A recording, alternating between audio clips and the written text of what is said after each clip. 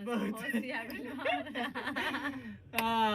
सबके नमस्ते प्रणाम। और हम बानी मंत्रा स्टूडियो से दीपक दिलकश, हमारे साथ बहुत ही अच्छी सिंगर बिंदु श्री जी और प्यारे भाई हमारे टीका मार के गोदन आनंद फ्रेश बड़े एकदम। तो बताइए आप सब कैसा लगा इनका आधा कैसा लगा कमेंट में लिखाई जरूर। हाँ। तो आप सब बताएं कि गाना कैसा लगल और कैसा चॉइस बा हमनी के। और आप सब जो प्यार आशीर्वाद दे रहे हैं उसके लिए बहुत बहुत धन्यवाद आप सबके। और हम लोग सोच रहे हैं कि इतना अच्छा से अच्छा करें जो आप सबका मन लगे, एंटरटेनमेंट हो जाए। तो हम लोग ये चीज अलग अलग कुछ एक्सपेरिमेंट कर रहे हैं हमारे भाई तैयार कर और अलग अलग एक्सपेरिमेंट आई भाई लोग प्यार आशीर्वाद